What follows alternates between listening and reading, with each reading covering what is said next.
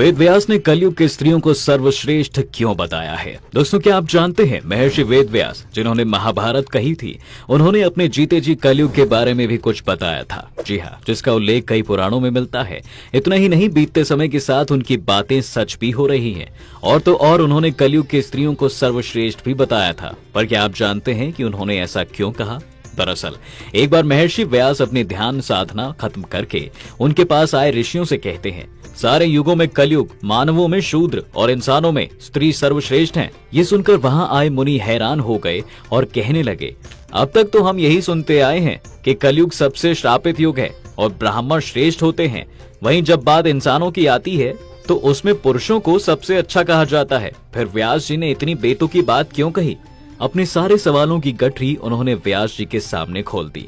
तब वेद व्यास जी बोले, ऋषिवर, मैंने कलयुग की स्त्रियों को श्रेष्ठ इसलिए बताया है क्योंकि पुरुषों को जो फल कठिन परिश्रम करने से प्राप्त होता है वो स्त्रियों को केवल अपने पति की सेवा करने से ही मिल जाता है। यानी कि पुरुषों को हमेशा ये कहा जाता है कि उन्हें ईमानदारी से कमाए हुए धन से ही यज्ञ, पूजा पाठ, हवन आदि कराने चाहिए, क्योंकि गलत तरीके से कमाया हुआ पैसा हमेशा नुकसान ही कराता है और इससे पाप भी लगता है। ऐसे में पुरुषों को कड़ी मेहनत करनी पड़ती है जिससे वो दान पुण्य से जुड़े काम कर सके। लेकिन अगर कोई स्त्री सच्चे मन से अपना पत्नी धर्म निभाते हुए अपने पति की सेवा करती है तो बिना कुछ किए उसे वो सारे पुण्य आसानी से मिल जाते हैं। इतना ही नहीं, भगवान भी उन पतिव्रता स्त्रियों को प्रणाम करते हैं।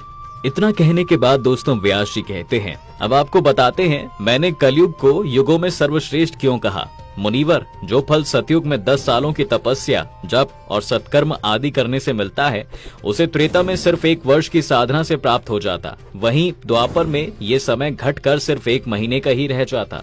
लेकिन कलयुग में ये फल सिर्फ 1 दिन में ही मिल जाएगा।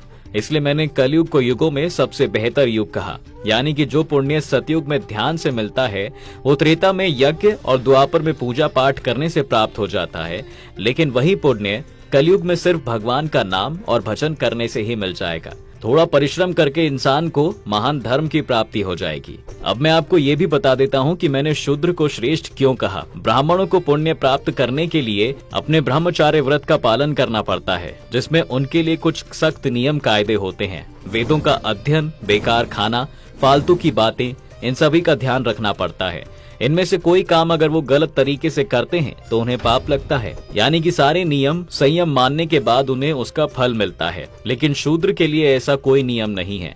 वो केवल दूसरों की मदद करके इस पुण्य को कमा सकता है। उस पर खाने पीने को लेकर किसी भी तरह की कोई रोक टोक नहीं है, इसलिए मैंने उन्हें साधु कहा। इस तरह दोस्तों व्यास जी ने उनके सारे सवालों के जवाब देते हुए सभी को ये ज्ञान की बातें बताई। अब आपको उनकी कई भविष्यवाणियां बताते हैं जो कलयुग में सच साबित हो रही है। व्यास जी ने बताया था कि कलयुग में पैसों के लिए लोग एक दूसरे की जान लेंगे। ढोंगी पाखंडी बाबाओं का बोलबाला चरम पर होगा। उस समय इंसान की उम्र घट जाएगी। उनकी कही ये बातें श्रीमद् भागवत में लिखी हुई हैं दोस्तों, और उनकी कही ये बातें आज सच भी हो रही हैं। महर्षि वेद व्यास के अनुसार कलयुग में मनुष्य को वेदों से कोई मतलब नहीं रह जाएगा। धर्म के नाम पर पंडित उल्टी सीधी पूजाएं और यज्ञ करवाएंगे, क्योंकि किसी को धर्म शास्त्र का ज्ञान नहीं होगा। इसलिए पंडितों के लिए लोगों को मूर्ख बनाना आसान होगा। इतना ही नहीं, उन्होंने ये भी कहा था कि कलयुग में लोग शादी विवाह को धर्म नहीं मानेंगे। शादी उनके लिए एक खेल बन जाएगा। आप देख रहे होंगे कि आज के समय में पति पत्नी के रिश्ते में कितना वाद विवाद होता है और तलाक के मामले भी आए दिन हुआ करते हैं। लोग बिना स्नान भोजन करते हैं, मेहमानों को बोझ समझते हैं। गुरु शिष्य के बीच कोई मान सम्मान नहीं रह गया है। कलयुग में होने वाली ये सारी बातें वो अपने जीते जी पहले ही बता चुके थे। तो दोस्तों, आपको ये वीडियो कैसा लगा हमें कमेंट करके जरूर बताएं और साथ ही वीडियो को ज्यादा से ज्यादा शेयर करें जिससे लोगों को इस बात की जानकारी हो पाए।